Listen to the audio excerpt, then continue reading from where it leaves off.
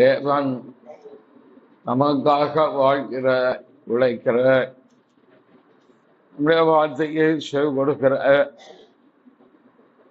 எல்லாருக்கும் அவர் பரிசு கொடுக்கிறார். நியாய தீர்ப்பு என்பது தண்டனை கொடுக்கிறது மட்டும் அல்ல, அது உலகத்துக்கு தான் தண்டனை. ஆனால் தேவ பிள்ளைகளுக்கு அது பரிசு வழங்கும் ஒரு விழா. போன வாரம் இறங்கி நாம் 3 பெர்கமு வர பார்த்தோம். பிரத்யேத்திர அதுல அவர் என்ன கொடுக்கிறார்? 3 காரியத்தை அவர் சொல்றார். எல்லாருக்கும் ஒன்றாய் சொல்லி கொண்டு வரும்போது 2, 26, 27, 28 ஜெயம் கொண்டு முடிவு பரிந்தம் என் கிரியைகளை கை கொள்கிறவன் எவனோ அவனுக்கு நான் என் பிதாவிடத்தில் அதிகாரம் பெற்றது போல ஜாதிகள் மேல் அதிகாரம் கொடுக்கும். 1, 2 ஆளுவான், மண்பாண்டங்களை போல நுட்கப்படுவாள். 2 வெளி ஒரு 3 பரிசு கொடுக்குறாங்க. ஆனா இந்த தியேத்ரா சபையை பத்தி பார்த்தீங்கன்னா ஒரு பயங்கரமான நியாய தீர்ப்பை சொல்லிட்டு கடைசியாக அவர் 1 ஜாதிகள் மேல் அதிகாரம் கொடுப்பேன், உன்னை அதிகாரம் உள்ளவனாக நிலைநிறுத்துவேன். ஆண்டவருக்கு வானத்திலும் பூமியிலும் சகல அதிகாரம் கொடுக்கப்பட்டது. விசுவாசிகளுக்கும் அதிகாரம் கொடுக்கப்பட்டிருக்கு. ஆனால் அதை நம்ம உணரலை, உபயோகப்படுத்தவும் இல்லை. ஊழியக்காரர்கள் தான் கொடுப்பாரு, அவங்க எங்க தருவாரு இல்லை. மார்க்கு 16 அதிகாரம்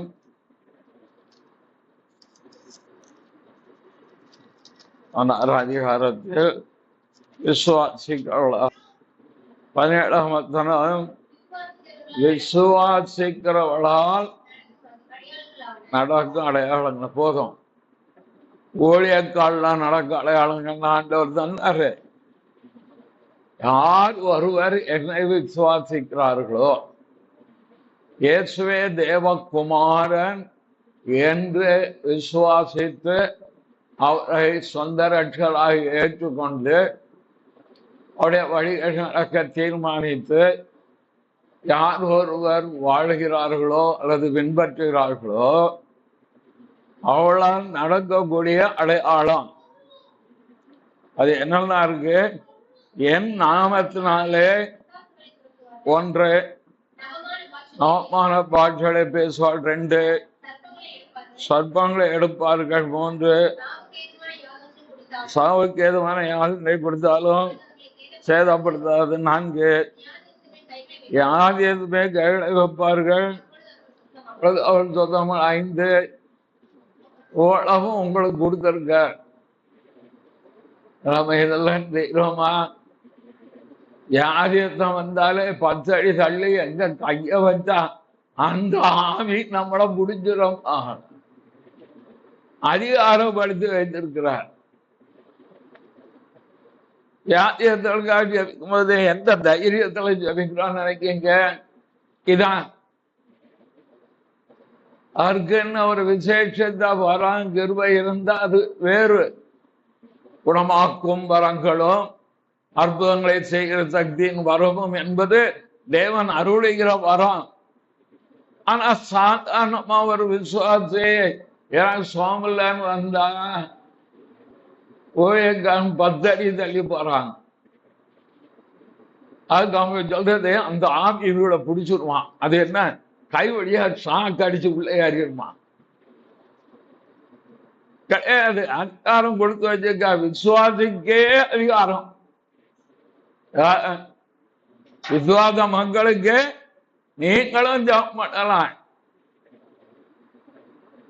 உங்க வீட்டுக்கு ஒரு வியாதி தலைவலி உதாரணத்துக்கு எடுக்கும். நீங்க தலைவலி அறிஞ்சு எல்லா டாக்டரையும் பார்த்துட்டேன் அப்படின்னா, ஐயோ நானே வயிற்று வலியில இருக்கேன், நீ தலைவலியில வந்துட்டியான்னு சொல்லக்கூடாது. நீங்க உங்களுக்காக நான் ஜெபம் பண்றேன். ஏன்னா வசனத்தின் மேல் நின்று நாம் ஜெபிக்கிறோம். ஒருவருடைய அனுபவத்தின் மேல் நின்று நாம் ஜெபிப்பது அல்ல. நல்லா புரிஞ்சுக்கணும். ஐயா அவர்கள் அவர் உலகம் கொண்ட பிரசிப்பட்ட ஊழியர், ரெனாட் போங்கி அவர்கள், டி அல்வாஸ்வான் எல்லாம் தேவனால் பயன்படுத்தப்பட்ட வளமான ஊழியர்கள். அவருடைய அனுபவத்தை சார்ந்து நம்ம ஜெபிக்க போறதில்லை, தேவனுடைய வார்த்தை சார்ந்து நாம் ஜெபிக்கிறோம். தேவனுடைய வார்த்தை என்ன சொல்லுது? விசுவாசிகளால் சொல்லுங்க நடக்கும் அடையாளம். அதுல ஒன்று, வியாதியத்தின் மேல் கைகளை வைப்பார்கள், அப்பொழுது அவர்கள் சொச்சமா. நம்ம வேலை வியாதியத்தை தலையில கை வச்சு ஜோம் பண்ணிட்டு விடுறதுதான் நம்ம வேலை. அடுத்த வேலை அவர் செய்ய வேண்டியது. புரியுதா? 50% தான் நம்ம வேலை. என்கிட்ட சோமல்ல அது இருக்குன்னு வந்தா இதே வசனம் தான். என் வேலை கையை வச்சு ஜெபிக்க சொல்லியிருக்கிற, கை வச்சு நான் ஜெபம் பண்றேன். உம்ம வேலை அவனை குணமாக்க வேண்டியது. 50-50 இதுதான் தேவனுடைய ஊழியத்தில் உள்ளது. 100% நம்ம செய்யறது கிடையாது. விசுவாசிகளாகிய நம்முடைய வாழ்க்கையில் தேவன் நம்மளை அதிகாரப்படுத்தி வைத்திருக்கிறார். எதுல? யோவான் உணர்ந்துகிட்டான். இதெல்லாம் தெரியாம போட்டு தோதரம் போட்டுக்கிட்டு இருக்க கூடாது.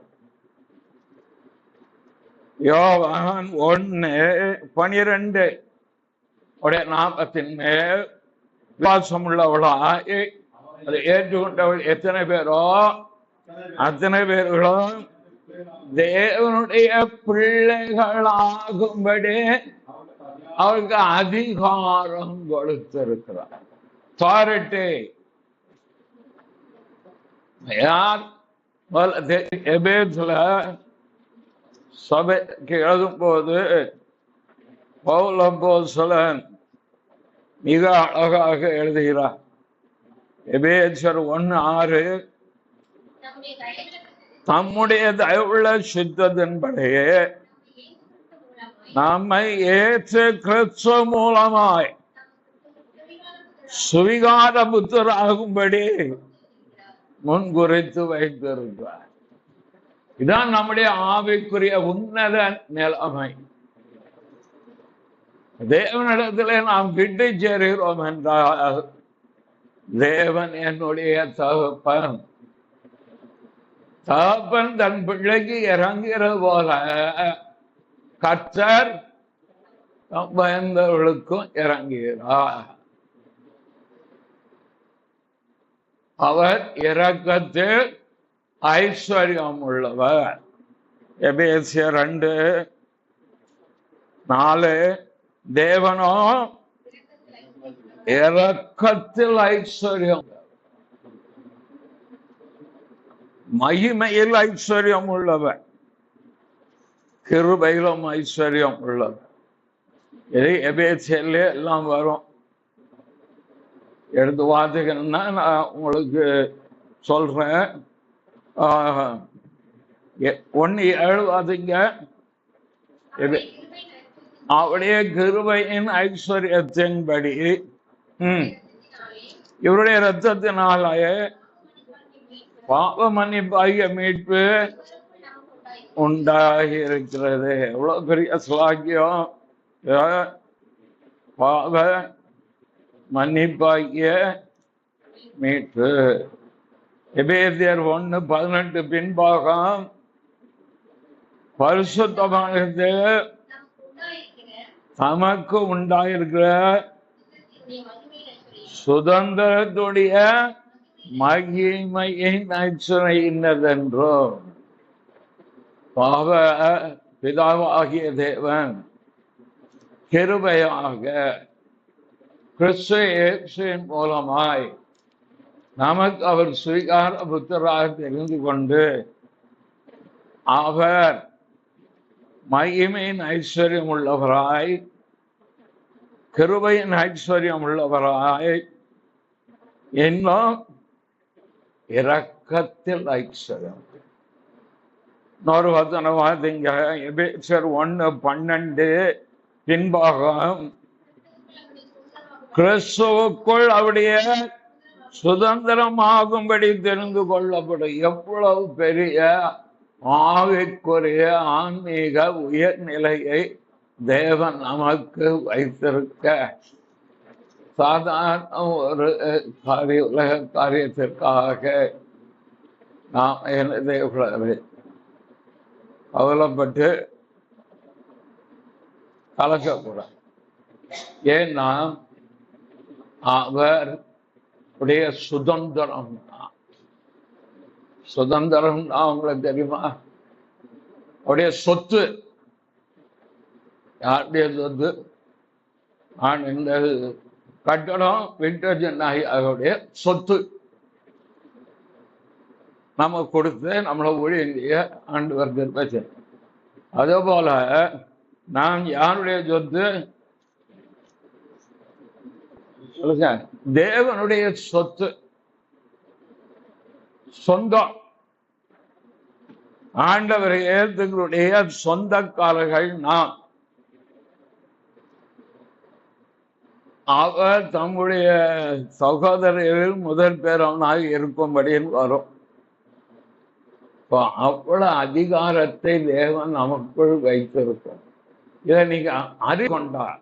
இந்த ஆவிக்குரிய அறிவுக்குள் ஒரு தேவனுடைய பிள்ளை கலந்து வந்தா பயப்பட மாட்டேன். நீங்க அந்த பிள்ளைய பாருங்க,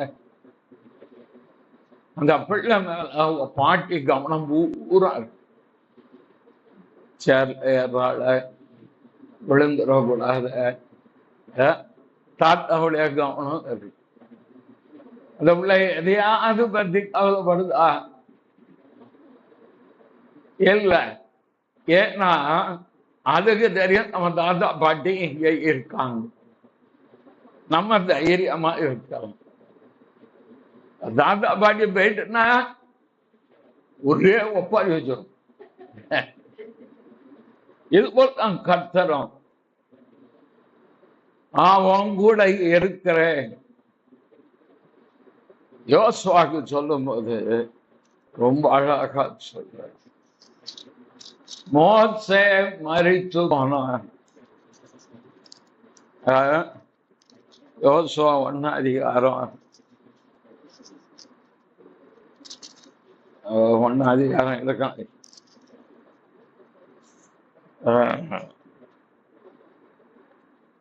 அவர் அந்த இடத்துல 1:2 என் தாத்தனாகிய மோசே ஏன் இதை சொன்னார் தெரியுமா? மோசையே நினைச்சுக்கிட்டு இருந்தாங்க. என்ன இவன் மோசை இல்லாம நான் எப்படி செய்வேன் ஒரு பெரிய வேலையை? அவர் மோசைக்காக அவர்கள் அழுது துக்கம் கொண்டாடின நாட்கள் முடிந்தது என்று உபாமம் 34:8 இருக்கு. போய் இவன் திகச்சு போய் நிற்கிறாரு.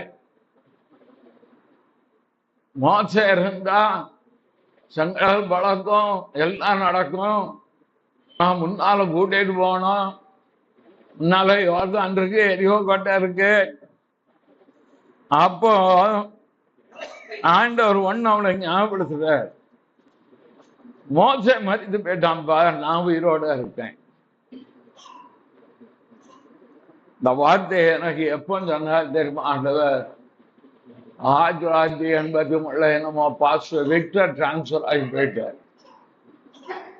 பாஸ்டர் விக்டருக்கு இடம் நான் வளர்ந்தவன் ஊழியத்துல. அப்போ இவர் போயிட்டாரு. இதுவரைக்கு நமக்கு ஆலோசனை கொடுத்து நம்மளை நடத்திட்டு இருந்தாரு. இவங்க எப்படி தேவாங்க கத்தர் பேசினார். இந்த ஆசனாகிய மோசே மரித்து போனார். அதாவது அவ இந்த இடத்தை விட்டு வேற இடத்துக்கு போயிட்டார். நீ அதையே நினைச்சுக்கிட்டு இருக்கவுல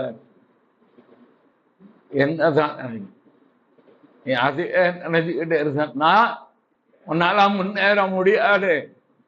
ஆகவே சொன்னார், 5 நீ உயிரோடு நான் எல்லாம் உனக்கு ஒருவன் உனக்கு முன்பாக நான் மோசையோடு இருந்தது போல உன்னோடு இருப்பேன், நான் உன்னை விட்டு விலகுவதும் இல்லை, கைவிடுவதும் தான் ஆண்டவர் நான் சொல்றேன். நான் உன் கூட இருக்கிறேன். நீ உன் பலவீனத்தையே பார்த்துக்கிட்டு இருக்காக, நீ பலம் கொண்டு ஜனமனதாக இரு சொல்லி ஆயிட்ட தேசத்தை நீ இவர்களுக்கு பங்கிடுவாய்.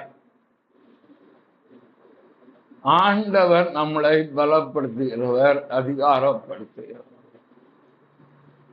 தேவனுடைய பிள்ளைங்கிற அதிகாரத்துக்குள்ள இருக்கிறோம்.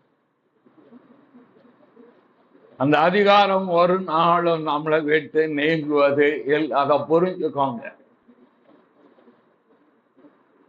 சேவை இல்லாம பயப்படாதீங்க. எதிர்காலத்தை பார்த்து கலங்கிட்டு இருக்காது. இன்னைக்கு என்ன செய்தான், நாளை காரியம் கத்தருடைய காலைல எஞ்ச பார்த்து தான் ஆண்டவர் ஜெபிக்க கற்றுக் கொள்ளும்போது மிக தெளிவாக ஜெபிக்க கற்றுக், அன்றன்றுள்ள அப்பத்தை எங்களுக்கு என்று தாரும், நாளைக்குள்ள அப்பத்தை இன்னைக்கு தாரும் சொல்லி அன்றே காலையில உங்களுக்கு இருப்பேன் எந்திரிச்சிட்டேன். இன்னைக்கு நான் வேலைக்கு போனோம், அல்லது ஸ்கூலுக்கு போனோம், இல்ல நான் ஊருக்கு போனோம், இல்ல நான் ஆண்டவரே ஊழியத்துக்கு போனோம். இன்னைக்குரிய அப்பத்தை, இன்னைக்குரிய பலனை, இன்னைக்குரிய கிருபையை தாரோ, நாளை தினத்தை குறித்து கவலைப்படாத. என் கையில நீ விட்டு, என்ன நான் உன் தகப்பன். நான் யாரு? நான் தேவனா மட்டும் இருந்தால் நான் நீ நிற்கவே முடியாது. பரிசுத்தமுள்ள தெய்வத்துக்கு முன்னாலே அவர் நிற்க முடியும். நீங்க பழைய ஏற்பாடுலாம் மகா பரிசுத்த தலத்துக்குள் பிரதான ஆசாரம் முறைய பார்த்து பாருங்க, தெரியும். நிற்க முடியாது. ஆனா கிருபையுள்ள தகப்பனாக இருக்கிறாங்க. நாளைய தினத்தை நீ என் கையில கொடுத்துரு. இன்னைக்கு நீ எனக்காக எப்படி வாழ்றங்கிறத மட்டும் நீ கவனம் செய். சார், 2 காரியத்தை நம்ம திரும்ப பெறவே முடியாது. ஒன்று, நேரம் போனதுதான். நீங்க இப்ப 7:35ன்னா 7:34 திரும்ப பெற முடியுமா? முடியாது. 36க்கு வேணா போகலாம். வார்த்தை விட்டோம், திரும்ப எடுக்க முடியும். இந்த 2லுமே நாம் கவனமாக இருந்து, இன்னைக்கு எனக்கு என்னது, நாளை காரியம் எந்திரிய பிறகு பார்த்து. ஏன்னா அவருடைய கிருபை காலைதோறும், அவருடைய கிருபைகள் புதியது. பாலச்சே ஆண்டவர் ஏத்துக்க கிடையாது. Every day new. புது கிருபை, புது பலன், புதிய எண்ணெய், ஆசீர்வாதம், புதிய வரம், புது அபிஷேகம் எல்லாம் ஏற்று கிறிஸ்துவின் மூலமாக தேவன் நமக்கு கொடுக்கிற புதுசு, எல்லாம் புதுசுதான். ஒருவன் கிறிஸ்துவுக்குள் இருந்தால் புது சிருஷ்டி எல்லாம் புதுசுதான். ஒவ்வொரு நாளும் இந்த ஆராதனைக்கு வரேன், காலாராதனை, இப்ப மாலாராதனை. இந்த ஆராதனைக்கு எனக்கு இருபதாம் ஆராதிக்கணும், தொழுது கொள்ளணும், இந்த ஊழியம் செய்யணும். என்ன பேச போறேன்னு எனக்கே தெரியாது. ஏன்னா இங்க வந்து நின்ன பிறகுதான் வசனமே வரும். பிறகு எப்படி நான் என்னத்தை பேச? தானியேலின் காரியம் ஜெயமா இருந்தது, இங்க வந்த பிறகுதான் வந்தது. பிறகு 1.5 மணி நேரம் பேசி முடிச்சது. எங்க வந்து அதிகாரம் நான் இது அதிகாரம் எடுத்து சொல்லு. அன்னைக்குள்ள கிருப, மால ஆராதனைக்கு எனக்கு கிருப வேணும். கால ஆராதனை வச்சுட்டு மால ஆராதனைய சமாளிக்க முடியாது. நல்லா புரிஞ்சுக்காக்க. காலையில ஆண்டவரே அப்படி ஆராதித்து இப்படியே வார்த்தை சொன்ன, அது பழசு, இது புதுசு.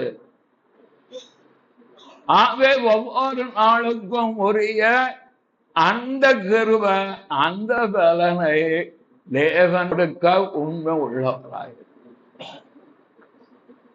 ஆகாக ஊழியத்தை திட்டம் பண்ணாம இருக்கோமா, படிக்காம இருக்கோமா, அதெல்லாம் 2வது.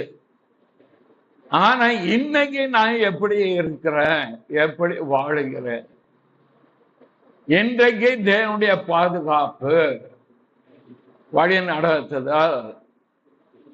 இன்றைக்கு ஆண்டவர் எனக்கு வாக்க நிறைவேற்றணும். ஏன்னா நான் அவர் பிள்ளை. என்ன போஷிக்க வேண்டியது, உங்களை போஷிக்க வேண்டியது அவர் கடமை. நான் அவர் ஊழியக்காரன். ஊழியக்காண்டிய சோகத்தை விரும்புகிற கர்த்தர். சொன்னல, தானியேல் தேவன் சாதாரணமானவர் அல்ல. எனக்கு அந்த தகுந்த ஏற்றதுக்கான இயேசு கிறிஸ்துவை மலிவாக நினைத்து விட்டாயா? சீப்பா நினைச்சிட்டியா இயேசு கிறிஸ்துவ? அதுக்குதான் அந்த கோடு. ஏன்னா நாம் ஆராதிக்கிற தெய்வம் சகலவற்றையும் உண்டு பண்ணினது, சகலவற்றையும் செய்ய வல்லமை உள்ள தெய்வம், சகலவித கிருபையும் பொருந்திய தெய்வம், சகலவித நன்மைகளையும் அனுபவிக்கும்படி கொடுக்கிற தெய்வம். கொடுத்துக்கிட்டே இருப்பார்.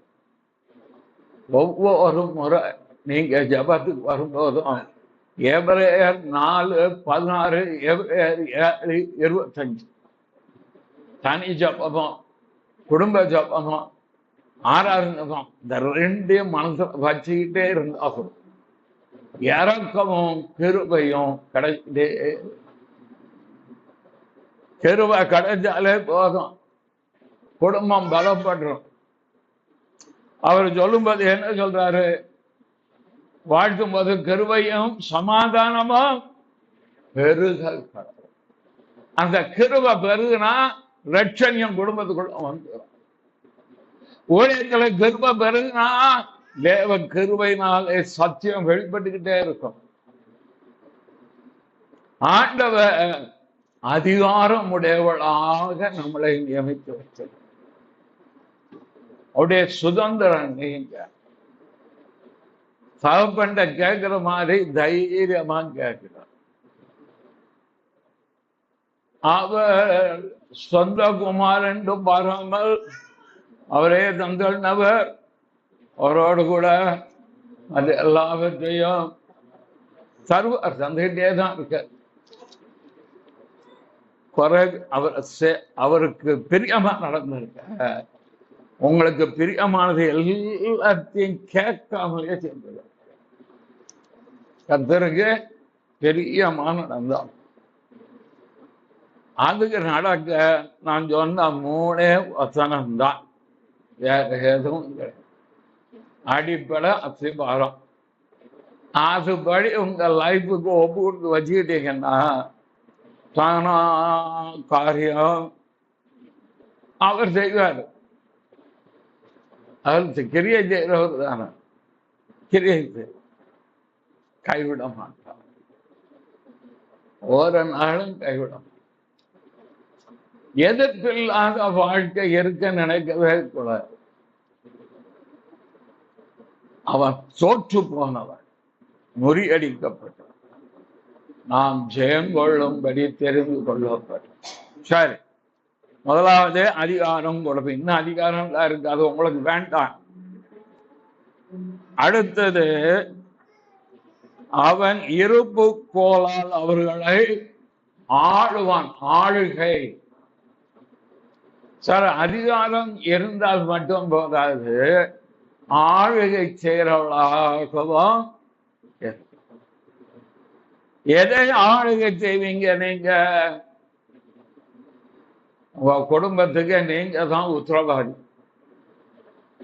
ஆமா, உங்க குடும்பத்தை நீங்க தான் ஆளுகை செய்ய. உங்க குடும்பத்தை வந்து மாமியார் ஆளுகை செய்து, மாமனார் ஆளுகை செய்து, சித்தப்பா ஆளுகை செய்தார், சித்தி ஆளுகை செய்தார், நான் தான் ஆளுகை.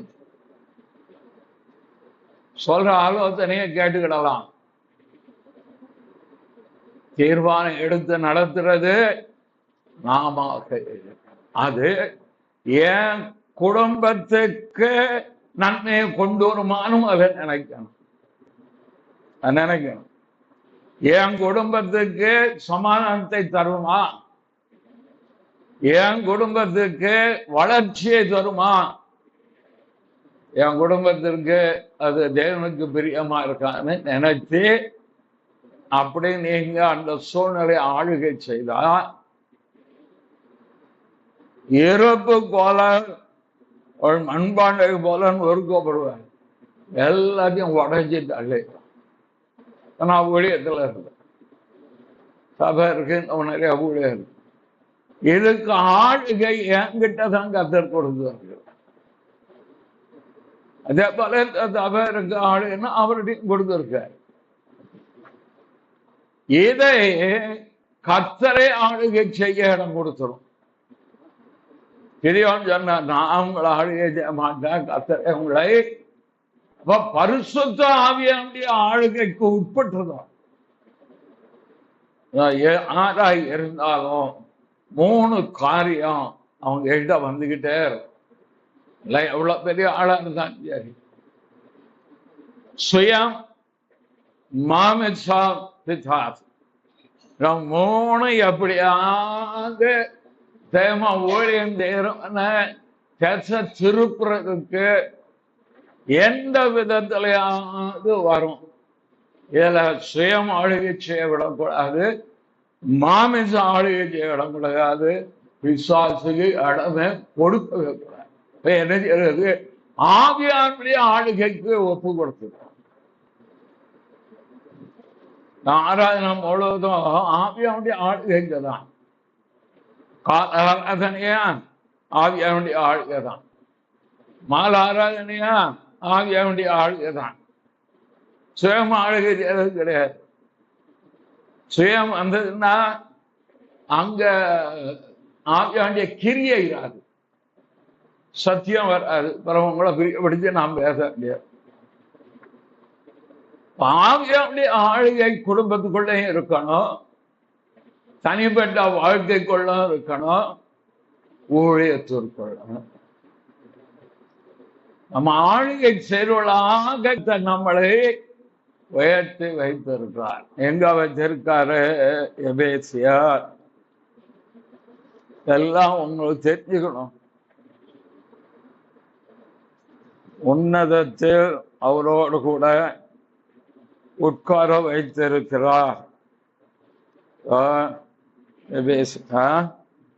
எபேசியர் 1 அதிகாரமா 2 அதிகாரமா? ஒரு உன்னதத்தில் அவருடைய கிறிஸ்துவுக்குள் இருக்கு. நான் எடுத்து எழுதி வச்சிருக்கிறேன்.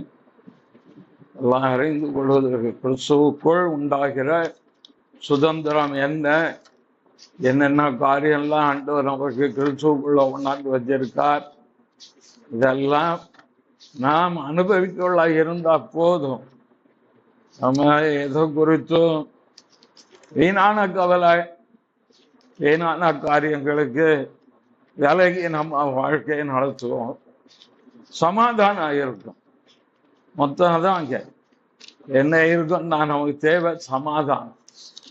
சமாதானம் நிறைந்த ஒரு வாழ்க்கை அது நமக்கு இருக்கும்.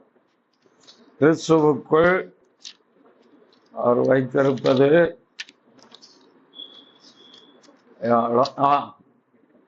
கிறிஸ்துவுக்குள்ள எபேசியர் 2:7 வாசிங்க.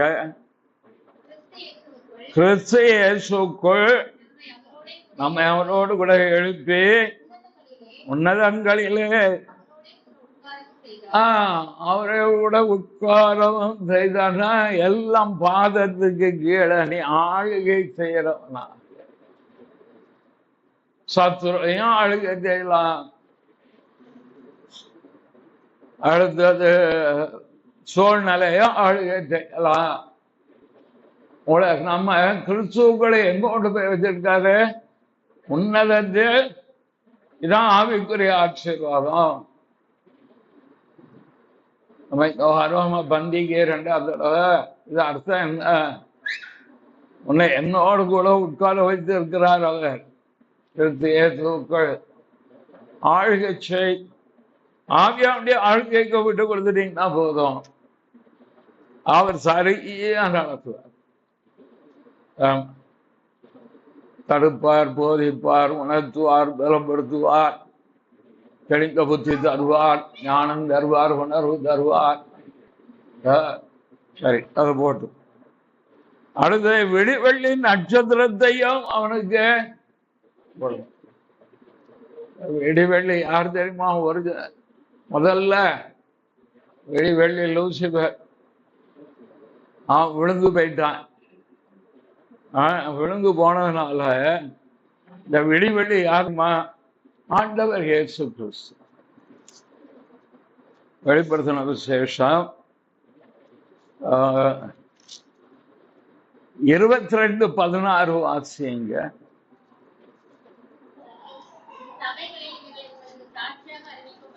சாட்சியா அறிவிக்கும்படிக்கு இயேசுவாகிய நான் என் தூதனை அனுப்பினேன்.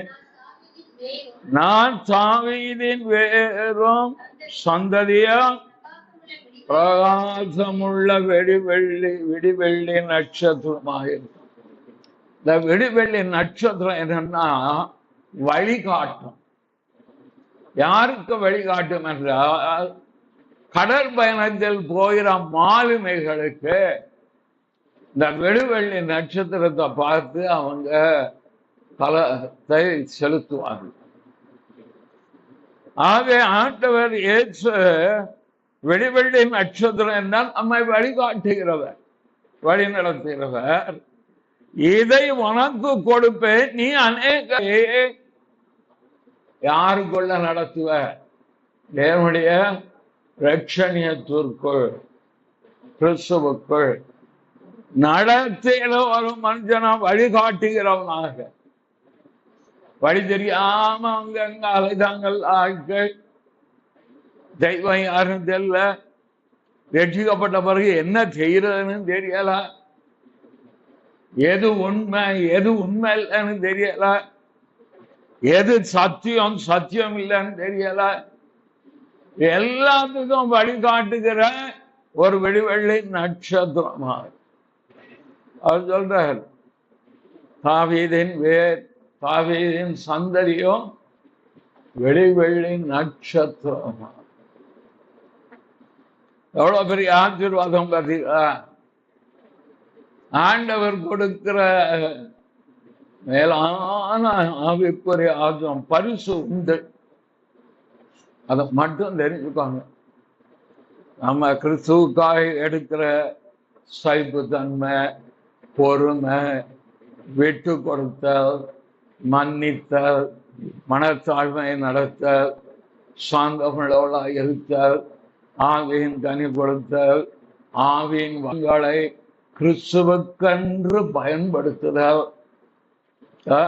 தேவநாமத்திற்காக பயன்படுத்துதல், ஊழியம் செய்தல், சுவிசேஷம் அறிவித்தல், ஆத்துமாக்களை ஆதாயம் பண்ணுதல், எல்லாமே நமக்கு பரிசுகளை கொண்டு வரும்.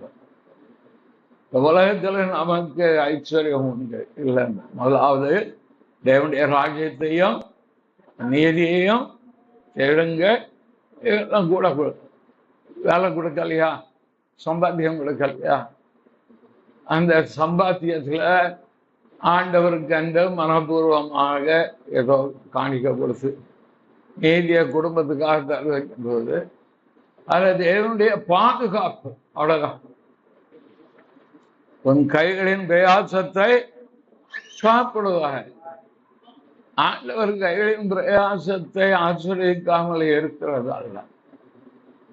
என்ன கொஞ்சம் புத்தியாய் இருந்து நம்ம காரியங்களை செய்து அனாவசிய செலவுகள் இல்லாதபடி நம்முடைய வருமானத்துக்கு உட்பட்டு திட்டம் பண்ணி சரி நடந்தா அது விளையதான் செய்யும். அது கர்த்தர் விளையதான் செய்ய வைப்பார். ஆசைப்பட்டு எங்க அண்ணன் வீட்டுல டிவி 1 லட்சத்துக்கு வாங்கினாரு, நானும் வாங்கணுங்கிறது. அந்த பட்டு புடவை எடுத்தாங்க 35,000க்கு, நானும் எடுக்க நினைக்கிறது எல்லாம் தவிர்த்துட்டு போதும் என்கிற மனதோடு கூட பக்தி வைராக்கியத்துல இருந்துட்டோம் சார். அது ஊத்து வந்துகிட்டே இருக்கும். நான் அனுபவிக்கிறேன், உங்களுக்கு சொல்றேன். ஊத்து வந்துகிட்டே இருக்கும், பணம் தானா வந்துகிட்டே இருக்கும். ஐஸ்வர்யம் வரும், அதை அனுபவிக்கத்தக்க அனுகிரகம் வரும். ஐஸ்வர்யம் விருத்தியானால் நீ இருதயத்தை மேல வைக்காத. ஐஸ்வர்யத்து மேல் நம்பிக்கை வைக்காமல் ஜீவனுள்ள தேவன் மேலே நம்பிக்கை வை. 1 தீமோத்தேயு 6 உதாகுணமுள்ளவனாக இரு. இதான் சொல்லி கொடுக்கிற காரியம். உன் இருதயம் பொருளாதாரத்தை சார வேண்டாம். பொருள் வேண்டாம் எங்கேயுமே சொல்லுங்க. ஊழியத்துக்கு பணம் வேண்டாம வர்ற காணிக்க வச்சு நாங்க ஏதோ கர்த்தருடைய கிருபையில ஊழியம் செய்து தியாகமா தான் செய்யல. நான் அவர்தான் இருக்கிறத வச்சு அட்ஜஸ்ட் பண்ணி போறோம். யாரையும் நம்ம வருத்தப்படுத்துறோமா?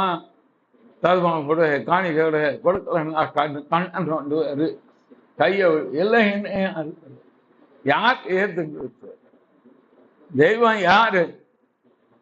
அழகா சொல்லுவார், வனாந்தரத்துல தசமபாகத்தையும் காணிக்கு நீ கொடுக்கும்படி வருத்தப்படுத்தினேன் இல்லையே. பிறகு என்ன? அது வரி இல்ல, இதை தேவனுக்கு அந்த மனம் வந்து கொடுப்பதல்லவா? அப்ப குடும்பத்திற்குள்ளே தேவன் கொஞ்சம் பொறுமை நிதானத்தையும் கடைபிடிச்சா போதும். ஐஸ்வர்யம் தானா பெரிய அவசரப்படவே கூடாது. இன்வெஸ்ட் பண்ணாலும் அவர் பணம் இருந்தா இது போது. பெங்களூர் ஒரு குடும்பத்துக்கு அவ்வளவு ஒரு விசுவாச குடும்பத்துக்கு சொல்லி கொடுத்து அந்த குடும்பம் இன்னைக்கு 25 லட்சம் ரூபாய்க்கு லேண்ட் வாங்கிட்டான். எனக்கு கூட்டிட்டு போனேன், ஜோம் பண்ணேன், போனேன். எனக்கு அந்த குடும்பம் நல்லா தெரியும். அந்த குடும்பம் நல்லா தெரியும், பக்தியான குடும்பம். இன்னொரு சபையில் எனக்கு கூட்டிட்டு போய் எனக்கு 25 லேண்ட் வாங்கவான்னு ஜோமணி கேட்பாங்க. இந்த இடத்துல நான் வாங்க போறேன், என்ன சொல்றீங்கன்னு கேட்பாங்க. வாங்கு, கர்த்தர் செய்வார். 25 லட்சம் ரூபாய்க்கு வாங்கினாங்க 3 சென்ட். கூட்டிட்டு போய் ஜோமணிங்க கீழையும் மேலையும் 1700 ஸ்கொயர் ஃபீட்டு வீடு கட்டணும். கர்த்தர் செய்வார். வீட்டை கட்டி அது கொடுமை. எத்தனை வருஷம் பொறுமையா இருந்தாங்க தெரியுமா? நான் அறிந்த 30 வருஷம் இருந்தேன். ஏன் அறிவுக்கு உட்பட்டு 30 இயர் வாடகை வீட்டிலேயே இருந்து கொடுத்த பணத்தை வச்சு குடும்பத்தை நடந்துக்கிட்டே இருந்து அவங்க வாழ்க்கைய கர்த்தர் கிரியை செய்ய ஆரம்பிச்சு பிள்ளைகளுக்கும் வீடு வாங்க எல்லாம் வாங்கி கொடுத்த இயேசு கிறிஸ்து நேற்றும் இன்றும் என்றும் அவசரப்படவே படாது. ஏன் சொன்னா ஆண்டவர் ஆச்சரியம்.